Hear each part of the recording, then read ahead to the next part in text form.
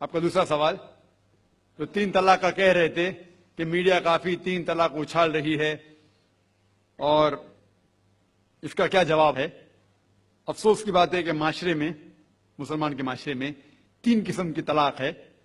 مسلمان کے معاشرے میں، سوسائٹی میں، ایک طلاق بدعت، طلاق طلاق طلاق ایک ساتھ میں ہو جاتی ہے۔ ایک طلاق حسن، جو طلاق دو، 1 ماہ رکو حیض کے لیے، پھر طلاق دو، پھر رکو، پھر تیسرا طلاق دو۔ اور تیسرا طلاق کے حسن، جو بالکل صحیح طریقہ ہے، جو قرآن شریف کے ہے، طلاق دو اور 3 ماہ رکو۔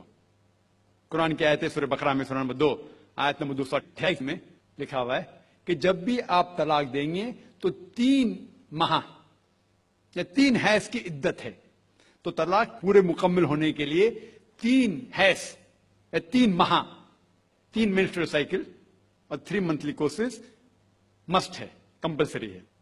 افسوس کی بات ہے کہ یہ جو اختلاف امت میں ہے اس کی ایک وجہ ہے۔ ایک صحیح حدیث ابن عباس رضی اللہ عنہ وہ فرماتے ہیں کہ محمد صلی اللہ علیہ وسلم کے دور میں 3 طلاق ایک ہی مانی جاتی تھی۔ حضرت ابو بکر کے دور میں 3 طلاق ایک ہی مانی جاتی تھی۔ حضرت عمر کے پہلے 2 سال کے دور میں 3 طلاق ایک ہی مانی جاتی تھی، لیکن اس کے بعد حضرت عمر رضی اللہ عنہ اس سچویشن کو دیکھ کے وہ کہتے اگر کوئی شخص 3 دے دیا تو 3 ہو جاتی ہے۔ اس حدیث کی وجہ سے جو اختلاف امت میں ہے، اور کئی علماء میں اختلاف ہے، لیکن علماء میں اختلاف ہے، رہیں گا ایک منچ پہ آئیں گے کہ اللہ عالم، لیکن اگر آپ قرآن کی روشنی میں پڑھتے ہیں، قرآن میں طلاق کا ذکر کیا گیا ہے سورہ بقرہ میں، سورہ نمبر 2 آیت نمبر 228 سے لے کے 240 تک، اور سورہ طلاق میں سورہ نمبر 65 آیت نمبر 1 سے 7۔ جو قرآن مجید میں طلاق کا ذکر ہے اس کے اندر یہ ہے کہ کبھی کوئی ڈفرنس آف اوپینین، کوئی جھگڑا ہو جاتا ہے شوہر اور بیوی میں، تو پہلا شوہر بیوی بیٹھ کے بات کرے۔ ایسا نہیں کہ بیوی نے نمک زیادہ ڈال دیا اور طلاق طلاق طلاق کہہ دیا اور طلاق ہو گیا۔ اگر بیوی میں نمک زیادہ ڈالا، بولے آپ کو نمک کم چاہیے، معاملہ سلجھ جائے گا، بیٹھ کے بات کرو۔ پھر بھی بات نہ بنے تو اللہ تعالیٰ فرماتا ہے سورہ نساء میں، سورہ نمبر 4 آیت نمبر 35 میں کہ آپ کے درمیان ایک حکم رکھو، ایک آربیٹر بیوی کی طرف سے، ایک آربیٹر شوہر کی طرف سے۔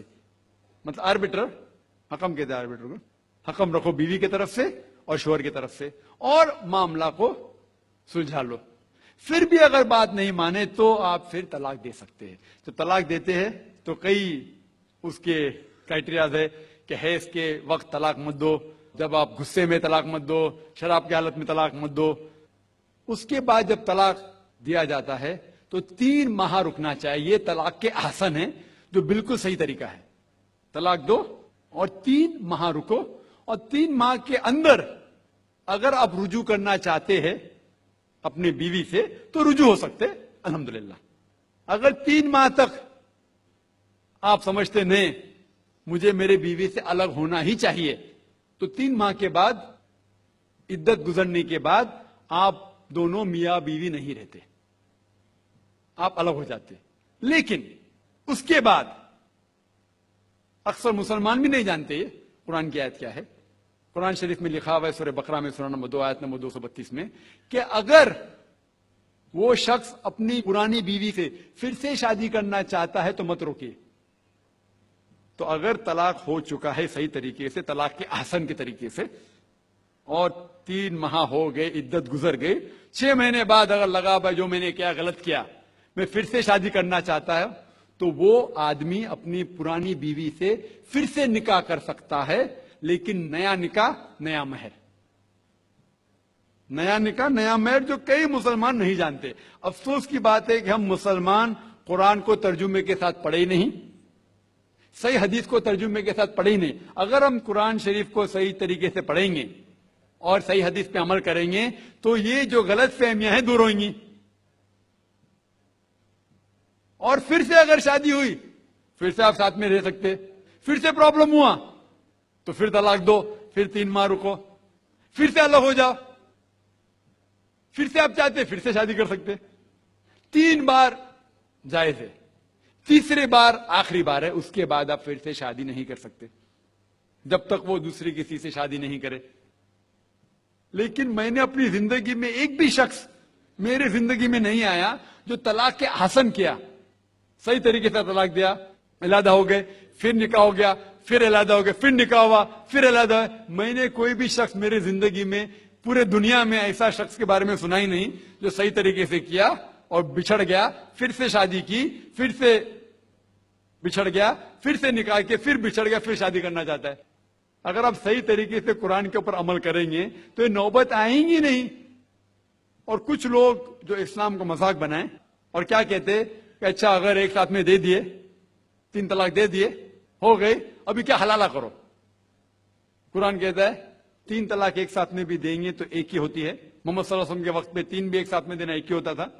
حضرت ابو بکر کے ٹائم میں بھی 3 طلاق ایک ہی ہوتا تھا۔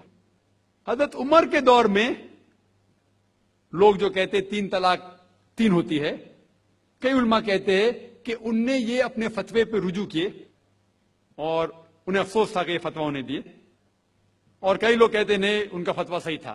اس میں امت کا اختلاف ہے، لیکن اگر قرآن کی روشنی میں دیکھیں گے تو 3 طلاق ایک ساتھ میں بھی دیں گے تو ایک ہی ہوتی ہے۔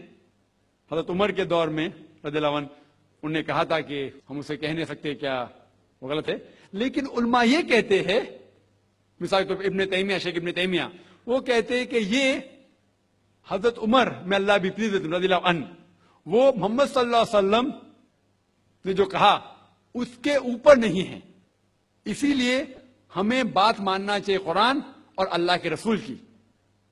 اس کے اندر حضرت عمر میں اللہ بھی پلیز رضی اللہ عنہ انہوں نے رجوع کیا، اسی لیے وہ کہتے کہ 3 طلاق بھی ہوئیں گی تو ایک ہی ہوتی ہے، 3 نہیں ہوتی۔